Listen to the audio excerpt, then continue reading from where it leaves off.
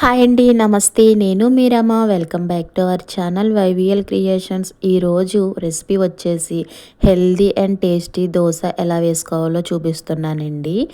మనం ఎప్పుడు వేసుకునే దోశ అయితే పిండి రుబ్బిన తర్వాత పులవబెట్టాలి కదండి, నాననివ్వాలి.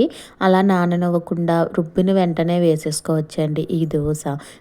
చాలా హెల్దీ అండ్ టేస్టీ దోశ అండి. ఈ దోశ ఎలా ప్రిపేర్ చేసుకోవాలో చూసేద్దామా. ముందుగా ఒక ప్లేట్ తీసుకుని అందులోకి పప్పులు యాడ్ చేసుకుందామండి.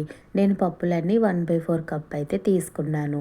ఇప్పుడు ముందుగా అయితే మినపప్పు, నెక్స్ట్ కందిపప్పు, నెక్స్ట్ శనగపప్పు, అలానే పెసరపప్పు తీసుకున్నానండి.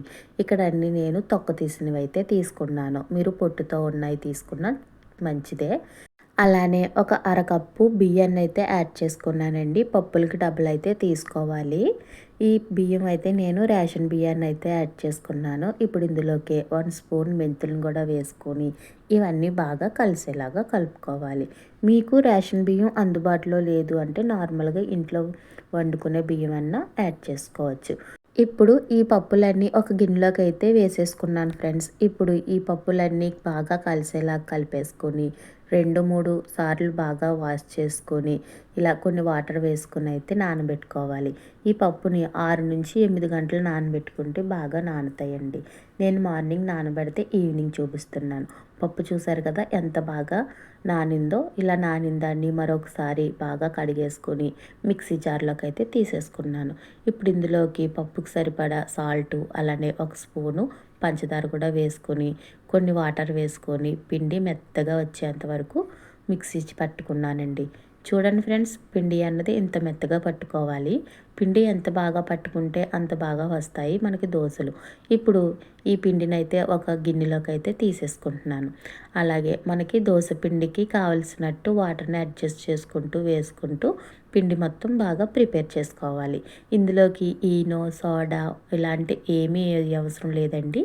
ఈ దోశలు అయితే పర్ఫెక్ట్గా వచ్చేస్తాయి. మనం పిండి రుబ్బిన వెంటనే వేసేసుకుంటే దోశలు అయితే చాలా బాగా వస్తాయండి. చూడండి, ఇక్కడ నానబెడితే పిండి ఎలాగుంటుందో అలా చిన్న చిన్న బబుల్స్ వచ్చినట్టున్నది కదా. ఇప్పుడు ఈ పిండితోనైతే దోశ వేసి చూపిస్తాను. ఇప్పుడు పెనం బాగా వేడెక్కిన తర్వాత ఫ్లేమ్ అన్నది తగ్గించి 2 గరిటెల పిండిని వేసుకొని మీకు వీలైనంత పలచగా అయితే తిప్పుకోండి. మీకు మరీ పలచగా ఇష్టం లేదు అనుకుంటే కొంచెం దలసరగా వేసుకోవచ్చు. ఈ దోశలు ఎలా వేసుకున్నా చాలా బాగుంటాయండి. టేస్ట్ కూడా చాలా బాగుంటుంది. ఎప్పుడూ ఒకేలా కాకుండా ఇలా అన్ని పప్పులు కలిపి డిఫరెంట్గా దోశ వేయండి. పిల్లలు చాలా ఇష్టంగా తింటారు. పెద్దవాళ్ళు కూడా చాలా బాగుంది అంటారు. ఇప్పుడు ఆయిల్ 1 స్పూన్ వేసుకొని బాగా ఎర్రగా కాలేంత వరకు మీడియం ఫ్లేమ్లో పెట్టుకొని దోశ మొత్తం కాల్చుకోవాలి. మీకు నచ్చితే 2 వైపులు కాల్చుకోండి, లేదంటే ఇలాగే తీసేసుకోవచ్చు. నేనైతే 2 వైపులు కాల్చుకుంటున్నానండి. చూసారు కదా ఫ్రెండ్స్, క్రిస్పీగా ఎంత బాగా వచ్చిందో దోశ అన్నది.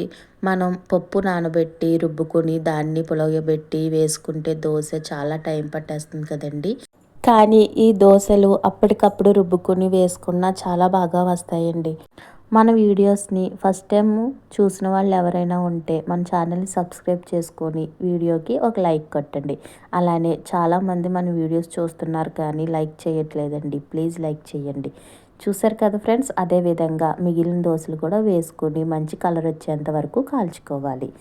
చూడండి, చాలా సింపుల్గా హెల్తీ బ్రేక్ఫాస్ట్ చూపించాను కదండి.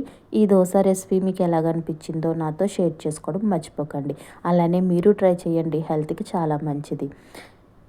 చిన్న పిల్లల నుంచి పెద్దవాళ్ళ వరకు చాలా ఇష్టపడతారండి. అంతే ఫ్రెండ్స్, మరి ఈ దోశ రెసిపీ మీకు నచ్చిందా? నచ్చితే ఒక లైక్ కొట్టి మీ ఫ్రెండ్స్కి, రిలేటివ్స్కి షేర్ చేయండి. అలానే మరిన్ని మంచి మంచి వీడియోస్ కోసం మన ఛానల్ని సబ్స్క్రైబ్ చేసుకోవడం మర్చిపోకండి. మరొక మంచి వీడియోతో మళ్ళీ కలుద్దాం. థ్యాంక్ యూ ఫర్ వాచింగ్ అండి.